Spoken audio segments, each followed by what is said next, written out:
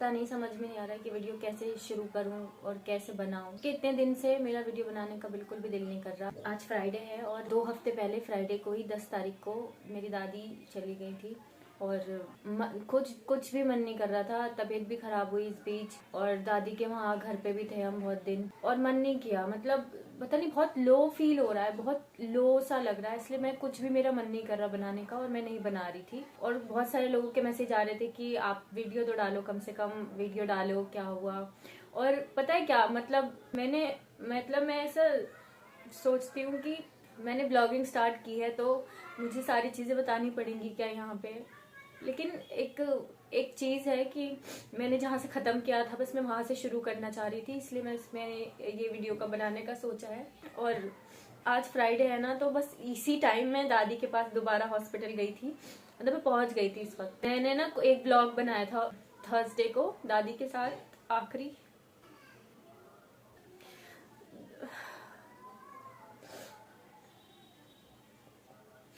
दादी के साथ मैंने आखिरी ब्लॉग बनाया था। तो बस अपनी यादों के लिए उसको रखना चाहती हूँ ब्लॉग को। तो इसके बाद मैं आपको वो ब्लॉग दिखा रही हूँ जो मैंने दादी के साथ बनाया था। थर्सडे का ही था, मतलब जिस दिन वो चली गई उसके एक दिन पहले का ही वो ब्लॉग है। पता है, अभी मैंने वो दादी की वीडियोस देखी हैं अभी तो वो मेरा एडिट करने का, मैं कैसे उसको एडिट, अभी तक मैंने एडिट नहीं किया है, अभी भी मैंने एडिट नहीं किया है। मैं इसके बाद उस वीडियो को एडिट करके आपको सारा एक साथ दिखाऊंगी। एडिट करने की हिम्मत नहीं हो रही, सच बता रही हूँ, क्योंकि उस समय ऐसा लग रहा था कि दादी इतने दिन से सोई नहीं थी ना, तो उस दिन इतने अच्छे से आराम से सोई थी, वो सब आप देखना।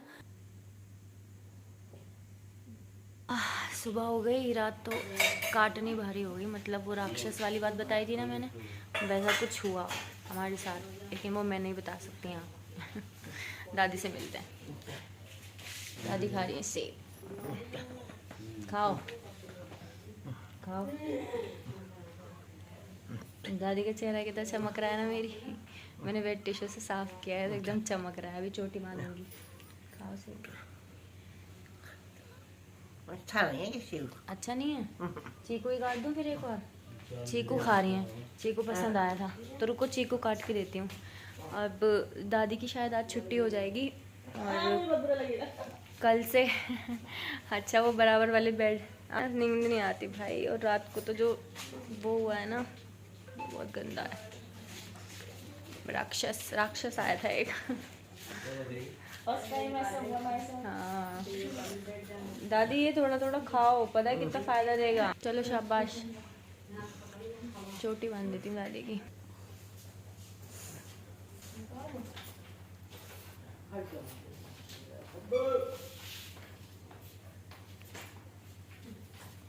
हो गया। हाँ तुम तो आराम से सो गई है ना। हाँ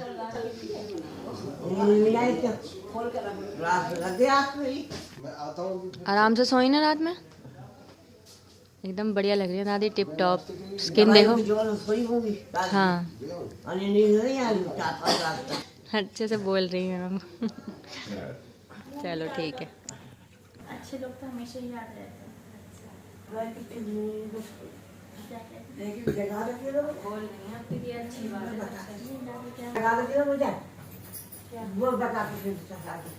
अच्छा रात की बात करनी है, कह रही मुझे जगा देती ना, मैं बताती उसको फिर। दादी कह रही कि मैं बताती उसको। छोटी सही बंदी है, बढ़िया। कुंडी लगा लेती। हाँ लगा ली थी हमने लगाई थी। कुंडी लगा लेती। टोटी बांध के मुंह साफ करके बहुत सुकून मिलता है। ऐसे दादी सो गई थी कल। अभी फूफा आ गए, फूफा नाश्ता लेके आए थे तो नाश्ता किया है मैंने, दादी को भी करवाया है। और दादी से सॉलिड नहीं खाया जा रहा, पराठा या फिर ब्रेड नहीं खाया जा रहा, सिर्फ अंडा ऐसे ही खा लिया चाय से। तो अभी ठीक लग रही है मुझे, और बात कर रही है बैठ के, ये सबसे ज़्यादा देखकर अच्छा लग रहा है मुझे। हाँ कल कुछ नहीं कर पा रही मैं, वही तो कह रही हूँ, आप कर पा रही हैं कम से कम तो करना पड़ेगा ना। हाँ हाँ इनको हाइड्रो कर दीजिए सर, इनकी ये मेडिसिन दे दीजिए।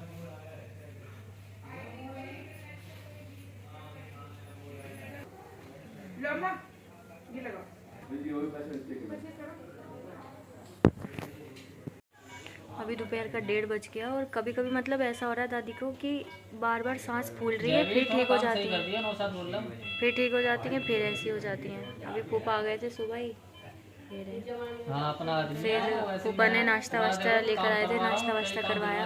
दादी की तबीयत ना अभी मतलब बहुत ज़्यादा ऐसी हो रही है कि कभी ठीक है कभी नहीं है, बिल्कुल हालत ख़राब हो रही है। और 2:30 बज गया है अभी और मैं बिल्कुल टॉप में हूँ, मतलब इस हॉस्पिटल के बिल्कुल टॉप में। अब मैं निकल जाऊँगी, चाची आ रही हैं, वो रुकेंगी दादी के पास आज।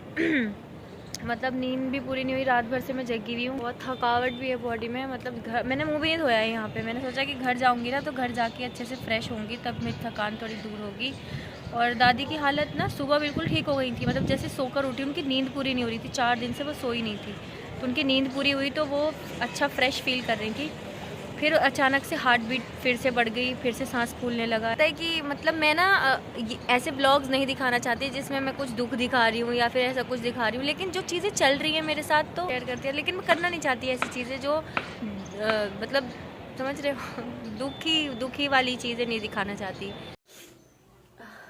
उसके अगले दिन मैंने जैसे बताया कि मैं फ्राइडे को, आज के दिन ही 2 हफ्ते पहले इसी टाइम दादी के पास पहुंच गई थी। और ना दादी बहुत दिन से कह रही थी कि मुझे मेरे अब्बू से भी नहीं मिलना हो पा रहा था और चाचा से मेरे नहीं मिलना हो पा रहा था, उनसे मिलना है। और 2 दिन पहले मैंने अब्बू से बात करवाई दादी से, अब्बू की, और अब्बू उस दिन आए थे, चाचा भी आए थे उस दिन, फुप्पो भी आई थी फ्राइडे वाले दिन, और दादी की छुट्टी हो रही थी और हम सारा छुट्टी का प्रोसेस कर रहे थे, फूफा और मैं। दवाइयाँ समझी मैंने, दवाइयाँ मतलब भूल जाती हूँ ना, तो मैंने दवाई की वीडियो बनाई थी उस दिन। चाचा नमाज से पहले पहुंचे थे और अब्बू नमाज के बाद आए थे, तो फिलहाल दोनों उनके बेटे उनके पास थे उस दिन और वो बहुत खुश थी।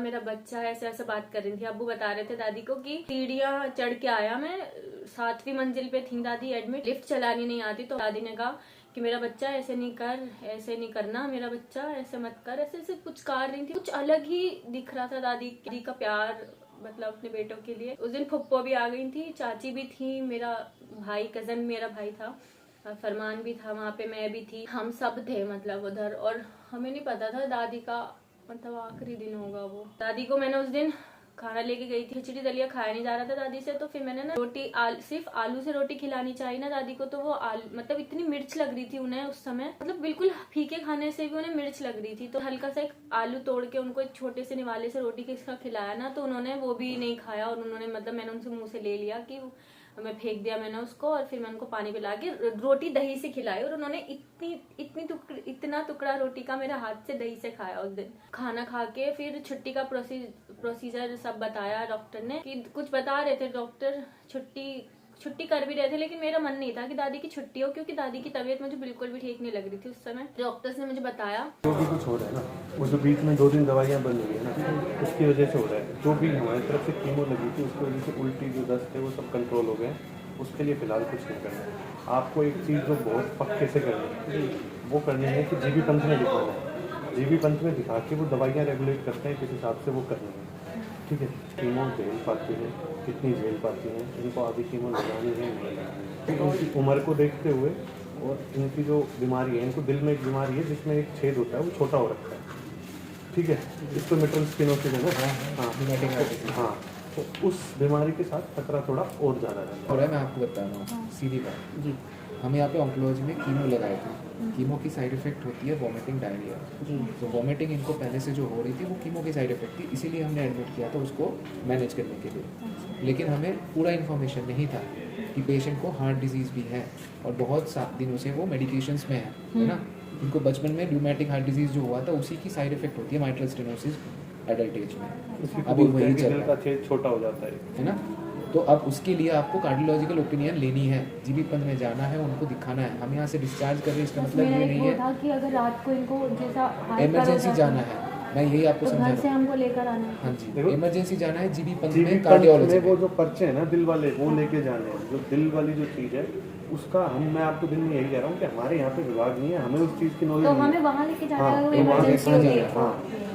अगर कीमो के बाद कोई दिक्कत होती है तो वो हम देखते हैं, लेकिन तो अब हम जो दिल की इमरजेंसी में तो बात, अभी भी ले जा सकते इस हैं। इमरजेंसी में कार्डियोलॉजी नहीं नहीं, है, वहाँ पे जी, अभी ले जा सकती हैं, ले जा सकते हैं बिल्कुल ले ना। जा हाँ, तो सकते हमें हैं। अभी लेकर जाएंगे क्योंकि घर जाकर तो और ज्यादा दिक्कत बढ़ क्योंकि आप समझ रही हैं, हम यहाँ से हाँ, डिस्चार्ज करें इसका मतलब ये नहीं कि समझ पेशेंट गई। स्टेबल है इसीलिए। हाँ हाँ, यहाँ पे ठीक है। कीमो की साइड इफेक्ट जो थी वो हमने कंट्रोल कर दिया है, तो लेकिन अभी यहाँ हार्ट पे के भी साइड इफेक्ट्स फिर से OPD में वापस आ कौन रहे सी हैं, आना है? तो उसको आप हमारा लोग जो follow आपका up दिन है कराएं, उसी दिन आना। ठीक है। ठीक है। और मेरे हिसाब से देर भी मत करें, मैं तो अभी क्योंकि अगर शाम के अभी ज़्यादा नहीं। हो जाएगी ना हाँ। तो आप इमरजेंसी में जाओगे, वो एंटरटेन नहीं करेंगे। दादी को कुछ बचपन से बीमारी हो गई थी, बचपन में दादी को, तो वो अब इस उम्र में आकर भी, अच्छा बीमारी इस उम्र में आके भी इफेक्ट करती है, वो दूसरी चीज है। लेकिन एक चीज तो मैंने बताई नहीं और मैं बता भी नहीं रही थी ब्लॉग्स में कि दादी को मेरे ब्रेस्ट कैंसर था, कीमो चढ़ी थी दादी को, तो उसी के साइड इफेक्ट की वजह से दादी वहाँ एडमिट हुई थी। अच्छा ये नहीं बताया ना मैंने।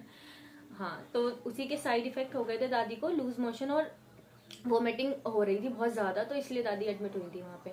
अच्छा वो कंट्रोल हो गए थे इसलिए वो छुट्टी कर रहे थे, लेकिन दादी की तबीयत खराब हार्ट की वजह से हो रही थी। दादी मेरी दादी को हार्ट डिजीज भी था, तो उसकी वजह से उनको ज्यादा प्रॉब्लम हो रही थी, उनको बेचैनी हो रही थी। मुझसे कह रही थी अंधेरा अंधेरा लग रहा है आंखों के सामने, हलक सूख रहा था, बार बार पानी मांग रही थी, हाथ पे ठंडे हो रहे थे, पूरा पसीना आ रहा था। मैं बार बार उनको साफ करके पाउडर लेकर गई थी। मैं उस दिन छोटा सा जॉनसन में भी रखा था यहाँ, तो मैं वो लेकर गई थी, उनको वो लगा रही थी क्योंकि इतना ज्यादा पसीना आ रहा था दादी को। कपड़े भी चेंज करवाया उस दिन दादी के कि साफ सुथरी हो जाएंगी तो उनको थोड़ा सा अच्छा लगेगा, बेचैनी कम होगी, वो सब करवाया। मैं बस यही कह रही थी डॉक्टर से कि मुझे छुट्टी का लग नहीं रहा कि ये छुट्टी मतलब इनकी छुट्टी होनी चाहिए, मुझे हालत ठीक नहीं लग रही। उन्होंने मुझे समझाया बाहर बुला के कि हमने अपनी तरफ से जो हमारा काम था वो हमने कर दिया है, और कीमो की जो साइड इफेक्ट हुई थी उसको हमने कंट्रोल कर लिया, और अब जो है इनको दिक्कत वो हार्ट की है।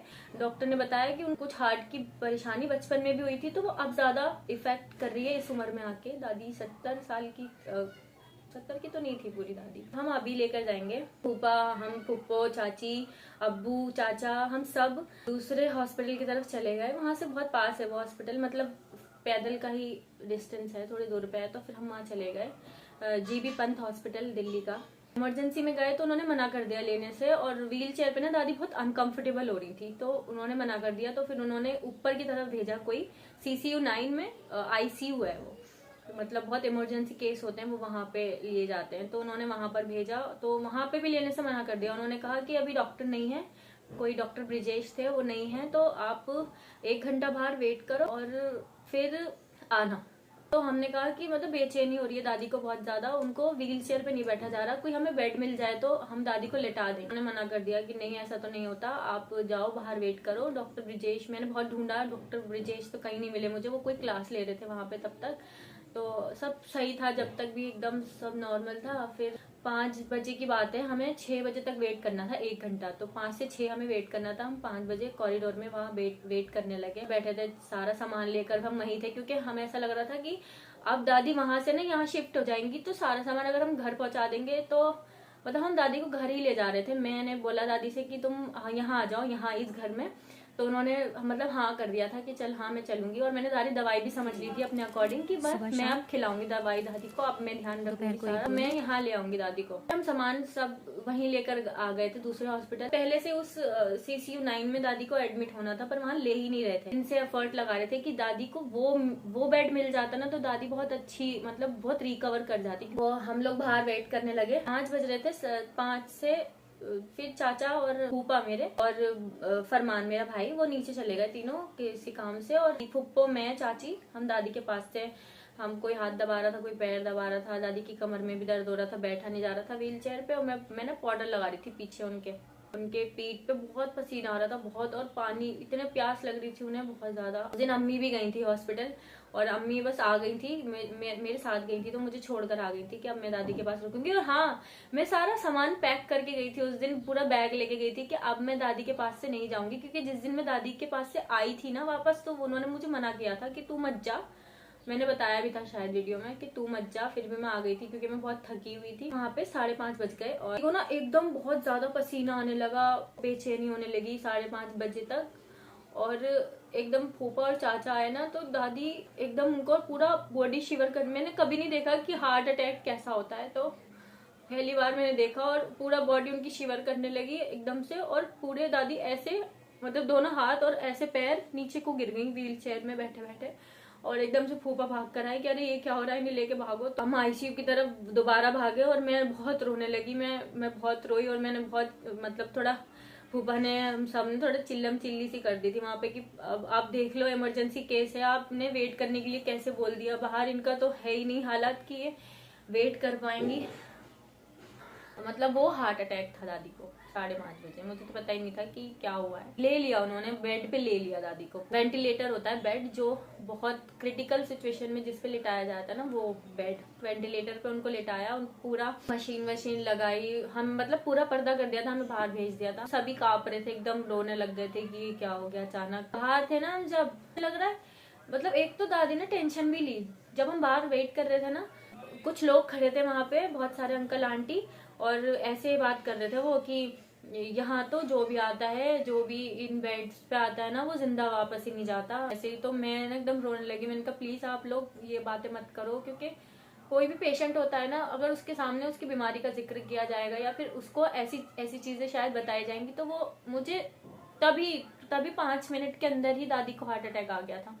मैंने उनको मतलब रोका था कि, और बिल्कुल शांत थी दादी, कोई कुछ नहीं कह रही थी, ना कुछ बात कर रही थी, ना ऐसा लग रहा था जैसे कि हाँ अब उन्हें पता है कि क्या होने वाला है। और तो एकदम चुप थी, सिर्फ पानी के लिए बोल रही थी और बस ऐसे जोर से सांस ले रही थी। जो हार्ट अटैक आया था ना उनको, उस समय उसको ऐसे दबा दबा के उन्होंने कंट्रोल कर लिया। लेकिन दबाने से ना उनका जो ब्रेस्ट कैंसर का वो जो उनको टेस्ट हुआ था, यहाँ पे गन से कुछ निकाला जाता है, तो यहाँ पे मतलब ऑलरेडी जख्म था उनके, और हार्ट अटैक की वजह से उन्होंने ऐसे दबाया ना, तो वो एकदम फट गया था। वो यहाँ से भी ब्लड आने लगा था दादी को। मतलब वो ब्रेस्ट कैंसर और हार्ट अटैक एक साथ बिल्कुल सहन ही नहीं कर पाई। वो कितना दर्द हो रहा होगा उनको। मैं जब साफ कर रही थी ना दादी को वेट टिश्यू से, तो उनको तब भी दर्द हो रहा था इतना ज्यादा, और कितना दर्द हो रहा होगा उनको उस समय।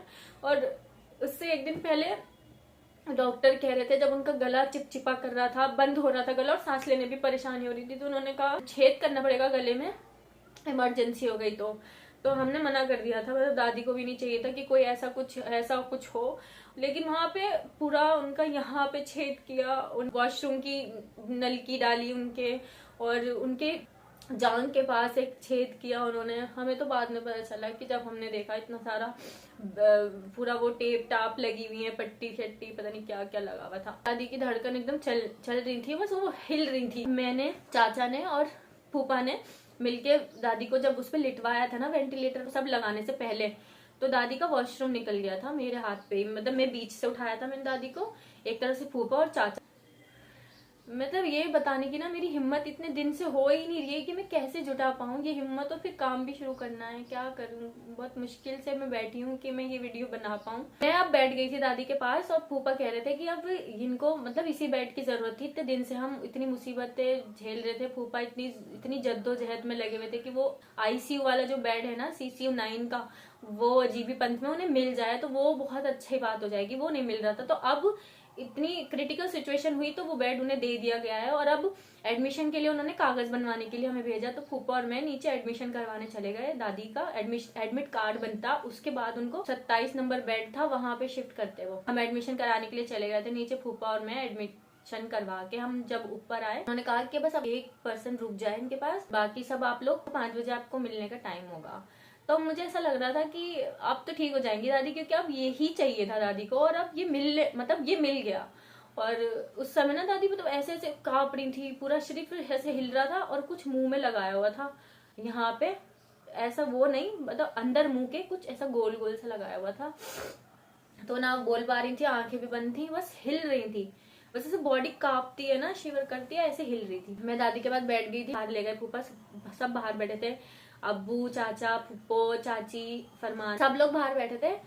और मुझे अंदर छोड़ा आईसीयू में, और फिर वो भी बाहर चले गए। और अब मैं दादी मतलब इस हाल में दादी को देख के ना मैं ये सोच रही थी कि क्या इंसान, मतलब इंसान का कोई भरोसा नहीं है, वो कहाँ से कहाँ आ जाए, क्या हो जाए उसको अचानक, पता नहीं। और इतनी तकलीफ उनको क्यों दे दी अल्लाह पाक।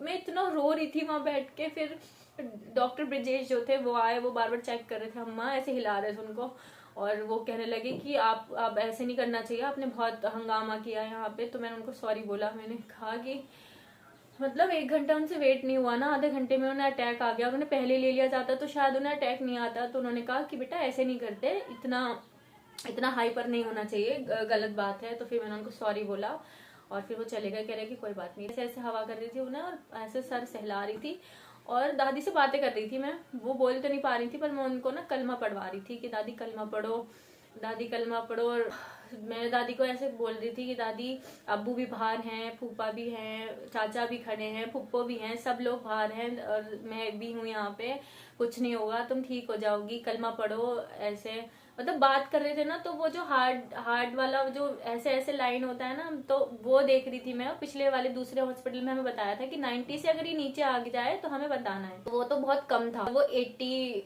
85, 70 फिर 90 इतना ही चल रहा था, बार बार ऐसे ऊपर नीचे हो रहा था। मैं वही देख रही थी। उन्होंने तो नहीं बताया था कुछ यहाँ पे इस वाले हॉस्पिटल में, लेकिन उन्होंने बताया था।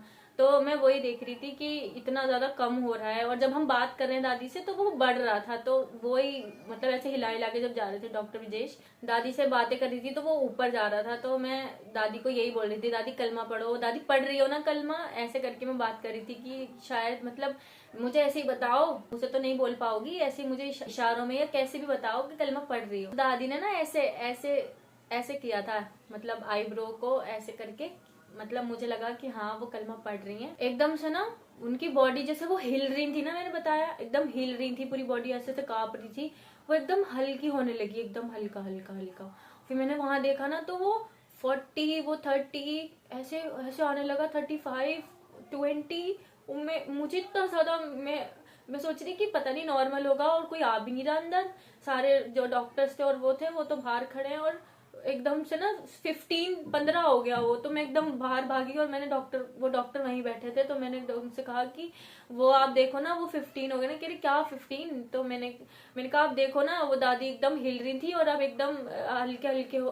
तो वो जब वो अंदर आए एकदम, उनको देखकर मुझे पता चला कि बहुत इमरजेंसी हो गई है। उन्होंने सबको जल्दी जल्दी बुलाया और फिर दादी को फिर वो तेज वो करने लगे और मुझे बोला कि कोई बड़ा है तो उसे बुला के लाओ। और मैं इतनी तेज भागी अब्बू को लेने कि अब्बू एक बार चलो अंदर। अब्बू अंदर आया और पता नहीं अब्बू से उन्होंने यही कहा होगा, मैंने तो पूछा भी नहीं अब्बू से कि क्या कहा था उन्होंने।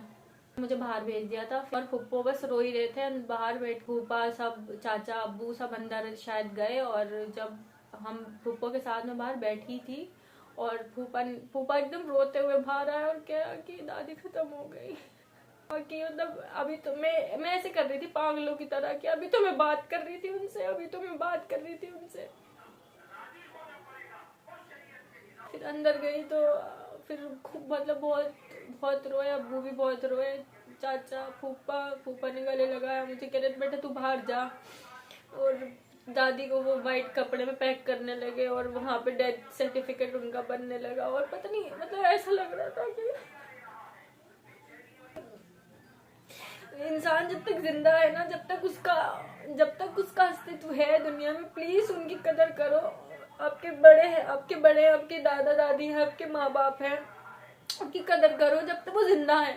क्योंकि मरने के बाद कुछ भी कर लोगे ना, आपको कोई फर्क नहीं पड़ेगा किसी को भी। इंसान तो खत्म ही हो गया। मतलब मुझे तो विश्वास ही नहीं हो रहा था। मैं तो बस यही कह जा रही थी कि अभी तो ठीक थी दादी, अभी क्या हो गया, अभी तो ठीक थी दादी। बहुत मुश्किल से ये वीडियो बनाने के लिए मैं अपनी हिम्मत जुटा पाई हूँ। और बस उसके बाद एम्बुलेंस में दादी को घर लाए और जब दादी को नहलाया ना अगले दिन, तो वो उसी छेदों की वजह से इतने सारे जो उनके यहाँ जो उनके और पहले से उनके गन से जो टेस्ट हुआ था उसमें भी इतना सारा खून निकल रहा था। और हमने खुद नहलवाया दादी को। मैंने फूफा ने सारे तरीके बता दिए थे। मैंने पहली बार किसी को गुस्ल करवाया ऐसा। बहुत अच्छा जुम्मा भी है, अब नमाज का भी वक्त हो रहा है, तो बस इससे ज़्यादा मैं नहीं बता पाऊँगी। उसकी आवाज़ आ रही है ना, बयान हो रहा है मस्जिद में। काम शुरू करना है और दादी मतलब एक ऐसी चीज़ कह कर गई है ना जिससे मुझे ऐसा लग रहा है कि मुझे अब करना है, बहुत कुछ करना है। और बहुत सारी इच्छाएं थी मन में, बहुत सारी ख्वाहिशें थी एक चीज़ को लेकर। अब वो ख्वाहिशें भी मतलब बिल्कुल ना के बराबर रह गई हैं। बस जो दादी ने कहा वो मतलब मुझे पता भी नहीं था एक चीज़। हाँ खैर वो आगे कभी बताऊंगी मैं। बस अपने बड़ों का ध्यान रखिए, अपने बड़ों से मतलब प्यार करो यार।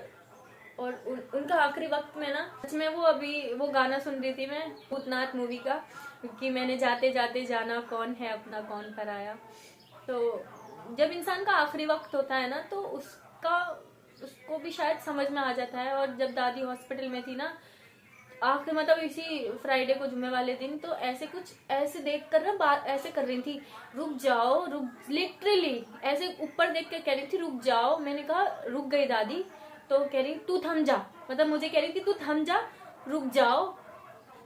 अब्बू के आने से पहले शायद, मुझे याद नहीं क्योंकि बहुत कुछ चल रहा था उस समय, जैसे कोई उनको आवाज दे रहा हो और पता नहीं क्या होता होगा जब मौत आती है। तो और मैंने ये पहली बार एक्सपीरियंस किया है कि घर में जब अपना कोई जाता है ना तो कैसा लगता है। मैं ये सब सिर्फ सोचती थी कि कितना अजीब लगता होगा। और चलो बस अब मैं काम करूंगी इंशाल्लाह। कोई भी चला जाता है ना, जिंदगी नहीं रुकती उसके बगैर, सब चले जाएंगे यार। मतलब जब इंसान खत्म ना, उसकी बात खत्म, उसका सब कुछ खत्म हो जाता है। तो इतना दुनिया ये बोलेगी, दुनिया वो बोल रही है, दुनिया पागल हो गई है, 4 लोग ये कहेंगे, हम ये करेंगे तो वो ये कहेगा। जब इंसान खत्म ना तो सब कुछ खत्म, कुछ भी नहीं बचता। फिर इतना गलत गलत किसी को मत बोलो, चैन से रहो, प्यार से रहो, रहने दो। और